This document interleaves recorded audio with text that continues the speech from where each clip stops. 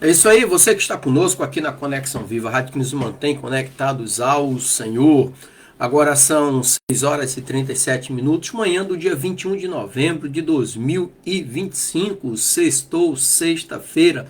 Você que nos acompanha desde as 6 da manhã aqui na nossa rádio Conexão Viva, agora você também passa a nos acompanhar através da nossa rede social, o Facebook, e logo em seguida o canal Conectado ao Sagrado. Deus abençoe, graça e paz. Estamos aqui no estado de Santa Catarina, na cidade de Itajaí, litoral do estado de Santa Catarina. Amém? Que Deus te abençoe e que Ele continue derramando bênção sobre a tua vida. E é a esse Deus que agora nós estaremos orando, falando com Ele nesta manhã. Senhor Deus Santo, vivo, poderoso, Deus, Criador dos céus e da terra. Deus, muito obrigado, ó Pai.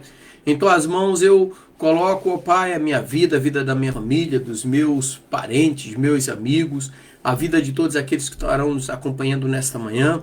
Coloco em tuas mãos como criatura, nas mãos do Criador, ó Deus. Abençoa-nos com a tua presença. Torna os nossos dias mais alegres, abençoados e prósperos, em nome de Jesus. E que neste dia seja repreendido, Deus, todo espírito de enfermidade, espírito de divisão, espírito de vício, de prostituição, espírito de contenda, de inveja, de mágoa, de rancor, de ódio, enfim, todo espírito contrário à tua vontade, ó Deus. E que verdadeiramente o teu Espírito Santo tome lugar em nossas vidas, nos consolando, nos confortando, nos direcionando e nos alicerçando. Esta é a oração do teu servo para este dia, ó Pai, em nome de Jesus. Amém. E eu queria ler com você nessa manhã Provérbios capítulo 3, versículo 5, que diz o seguinte: confia no Senhor de todo o teu coração e não te estribes no teu próprio entendimento. Então nessa manhã o nosso devocional será confiando em Deus, mesmo quando não entendemos. Isso, eu quero que você imagine agora uma cena. Uma criança pequena, perdida em uma floresta muito fechada, muito densa, com o caminho em volta dela obscurecido, com muitas sombras e incerteza. E ela não entende o que está ao seu redor, mas sabe que precisa confiar no seu pai ou na sua mãe. E é dessa forma que somos nós, muitas das vezes, na jornada da vida, enfrentamos momentos de confusão, dor, dúvidas e incerteza. Nosso coração deseja compreender tudo. Muitas das vezes nos encontramos incapazes de entender o que Deus está fazendo. E é nesse momento que somos chamados a confiar em Deus, mesmo sem entender. É por isso que hoje nós vamos explorar como podemos confiar em Deus, plenamente nele, mesmo quando os nossos olhos não conseguem ver o caminho à nossa frente. Isso que nos ensina é Provérbios, capítulo 3, versículo 5. O livro de Provérbios é um livro de sabedoria e é atribuído principalmente ao rei Salomão, que governou Israel aproximadamente 3.000 anos atrás. Então esse livro foi escrito para transmitir ensinamentos práticos sobre como viver uma vida sábia, justa e piedosa. Então, no contexto cultural lá do Antigo Testamento, a confiança em Deus era fundamental. Por quê? Porque Israel era uma nação que dependia da sua relação com o Senhor. Isso para prosperar e manter-se fiel diante das nações vizinhas pagãs ali em volta. Então, Provérbios capítulo 3, versículo 5, surge como uma orientação clara para o povo de Deus, para os incentivar e depositar sua confiança no Senhor, mesmo quando a lógica ou as circunstâncias indicam ou indicavam o contrário. Confiar em Deus.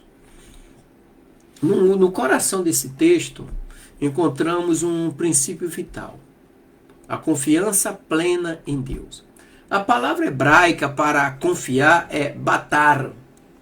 Ela implica não apenas acreditar que algo é verdadeiro, mas confiar, depender, lançar-se completamente sobre alguém. Ou seja, é uma confiança que transcende o entendimento humano. Uma certeza de que Deus é fiel e soberano, mesmo quando nossas percepções estão sendo limitadas diante daquela situação. Então esse versículo revela uma teologia de dependência total. Ou seja, não podemos confiar em nossa própria inteligência, nossa força ou nosso entendimento, mas confiar na fidelidade e soberania de Deus. E mesmo quando as circunstâncias parecem nos desafiar, ou quando as perguntas permanecem sem respostas, somos chamados a confiar que Deus está no controle. Precisamos ter essa certeza, Deus está no controle. Por isso que Josué disse, Ebenezer, até aqui nos ajudou o Senhor. Precisamos ter essa certeza. E quando nós fazemos uma exegese exaustiva do texto, aqui de Provérbios 3:5, que eu vou ler mais uma vez para vocês. Confia no Senhor de todo o teu coração e não te estribes no teu próprio entendimento. A palavra para confiar é batar, que eu já li aqui para vocês, né? Ou seja, uma confiança firme, uma entrega completa. Então essa palavra aparece várias vezes na Bíblia, sempre relacionada à confiança na fidelidade de Deus, como por exemplo no Salmo 37, versículo 5. Que diz, entrega o teu caminho ao Senhor e confia nele e tudo mais ele fará.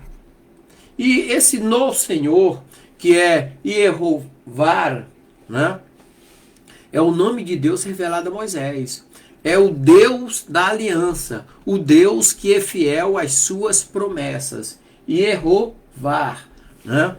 E quando a frase aparece, não te estribes, em hebraico, citar, que significa apoiar-se ou confiar em algo que não é firme. Ou seja, o nosso entendimento não se apoia no seu entendimento porque não te dá firmeza. Então aqui há uma advertência contra confiar em nossas próprias percepções, em nossos raciocínios ou recursos humanos. O melhor recurso é aquele que vem de Deus. Aí a próxima frase é no teu próprio entendimento. O hebraico aqui para entendimento é meviná, que significa o nosso intelecto que é limitado, que muitas vezes é influenciado por emoções, dúvidas ou pressões externas. Uma amizade influencia o homem para o bem ou para o mal, por exemplo. Mas Deus vai nos influenciar sempre para o bem. Uma curiosidade é que a palavra batar, né, que é confiar, é usada em outros textos para indicar confiança em Deus, como o Salmo 56, além do 37, versículo 5, o 56, versículo 3 diz, quando eu estiver temeroso, confiarei em ti. Então o versículo é uma orientação para confiar total, uma confiança total que exige uma entrega completa. Confiança total, entrega completa, sem reservas, na fidelidade de Deus. E quando a gente lê o Salmo 37, versículo 5, que fala da entrega ao teu caminho, ao Senhor confia nele, mais tudo ele fará, porque ele nos conhece, ele sabe das nossas necessidades, ele sabe o que verdadeiramente nós precisamos.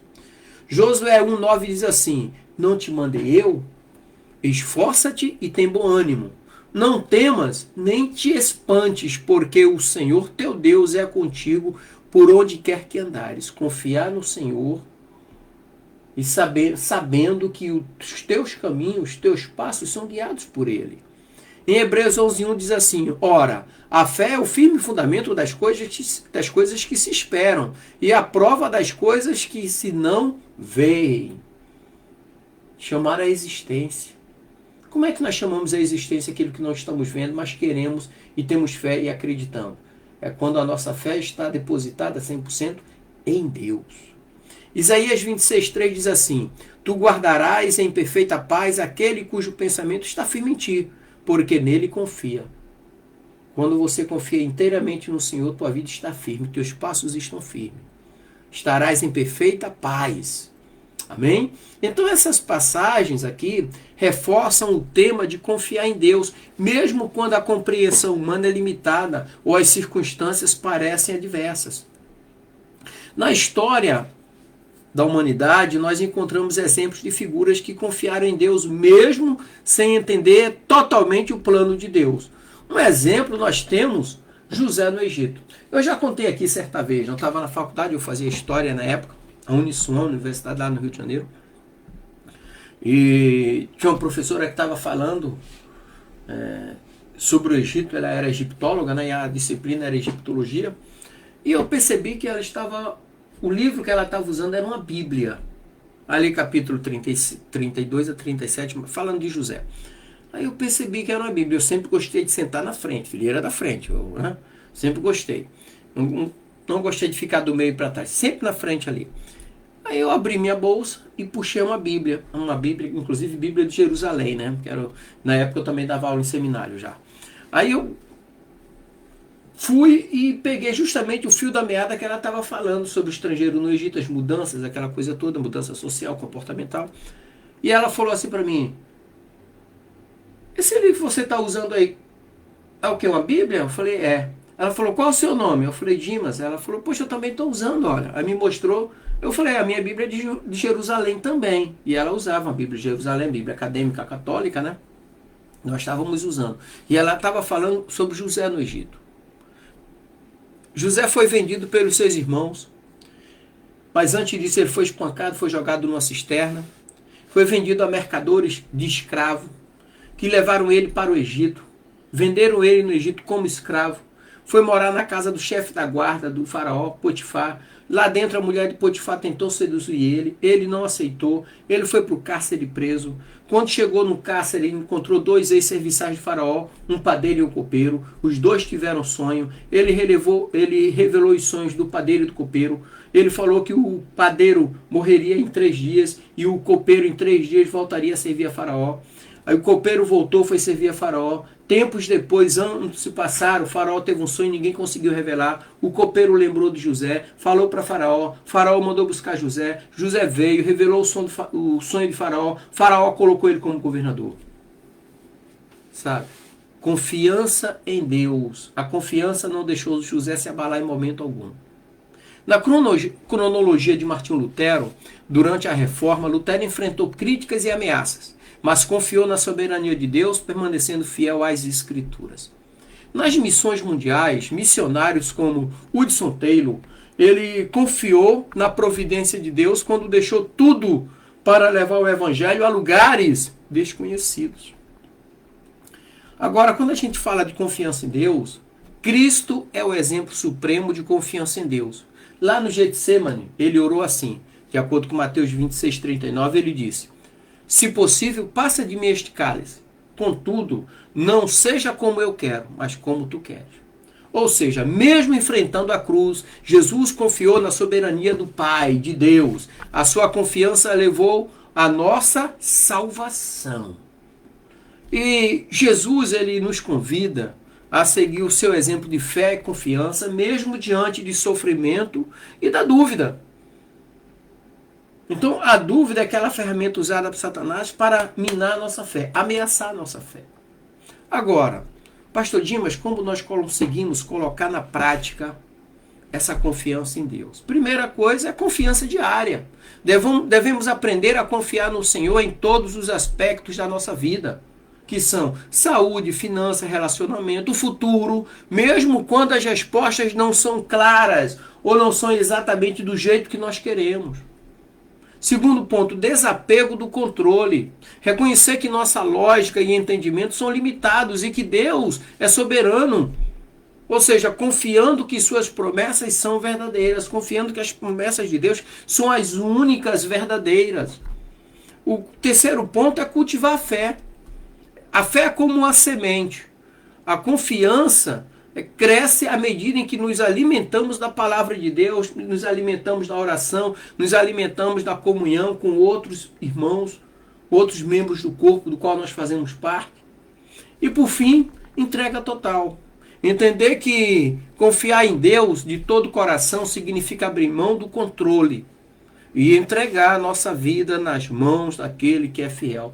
Lembra o Salmo 37:5? Entrega o teu caminho ao Senhor, confia nele. O mais tudo ele fará. Amém?